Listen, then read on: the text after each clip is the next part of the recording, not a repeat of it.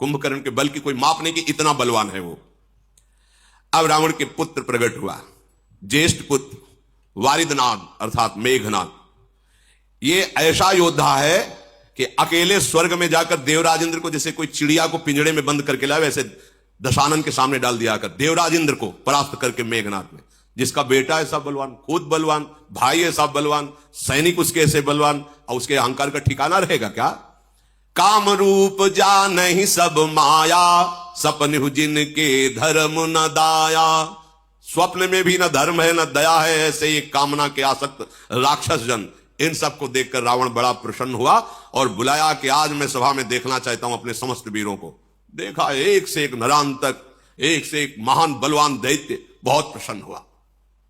अपना परिवार, अपनी सेना, अपना बल देख करके सेन बिलो की सहज अभिमानी, बोला बचन क्रोध मदशानी। सुनहु सकल रज नीचर जूथा, हमरे बैरी विविध बरू था। ते सन्मुख नहीं करही लड़ाई, देखी सबल रिपु जाहि पराई। समस्त सभासदों, परिवार के जनों, सुनो, मेरा आदेश है। मेरा एक दुश्मन जो कभी मेरे सामने नहीं आता, वो हरि। वो छुप करके हमारा शत्रुओं का विनाश कर सकता है। दूसरा हमारा दुश्मन त्रिभुवन में नहीं कोई जिसको हम परास्त न कर दें। वो कहां रहता है, कैसे, कोई नहीं जानता, वेद भी नहीं जानते, और वो बहुत बलवान है और मेरा दुश्मन है। अब उसका कैसे नाश किया जाए, इस पर विचार किया जाए।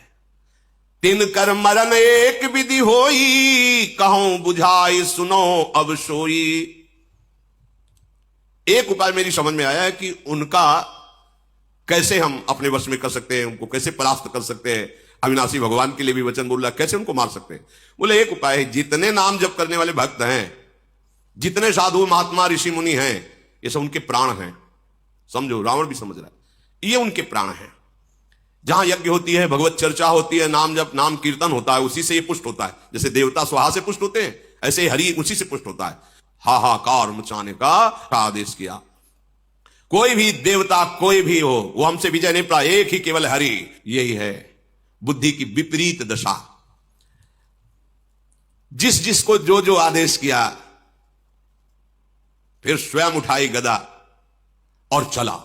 तो चलत दशानन डोलत अवनी, गर्जत गर्भ श्रवही सुनी रवनी।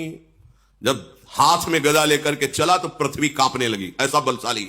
दहाड़ मारता तो गर्भपात हो जाता है, उसकी दहाड़ में इतना भय है। जब सुना बड़े बड़े लोकपालों ने कि रावण पधार रहा है, तो रावण आवत सुने सकोहा, देवन तके मेरु गिर खोहा। कोई गुफा में छुप गया छोड़ के, कोई पर्वत में, कोई जंगल में, भाग पड़े। लोक के लोक खाली, वरुण लोक भुजा ठोक दी तो वरुण लोक में कोई नहीं। जिस जिस लोक में गया वह खाली ही पाया, कोई सामने नहीं पाया। और अहंकार बड़ा। दिक्पालन के लोक सुहाए, सुने सकल दशानन। एक भी नहीं मिला कोई लोकपाल, जहां गर्जना करता कोई वहां लोक में दिखाई नहीं देता। सुन लो, भगवत विमुख कितना भी बलवान और तपस्वी हो, कभी शांति और सुख को प्राप्त नहीं हो। इनसे बड़ा कोई बलवान होगा क्या? पुनि पुनि सिंहनाद करी भारी, दे देवतन गारी पचारी। जिस लोक में जाए गाली देता, अशुद्ध शब्द बोलता, कोई सामने नहीं, सब खाली। रन मद मत फिरई जगधावा, प्रतिभट खोजत कतहु न पावा। कोई युद्ध करने के लिए तैयार नहीं, जहां जाता है सब खाली हो जाता है। रवि शशि पवन वरुण धनधारी, अग्नि काल जम सब अधिकारी।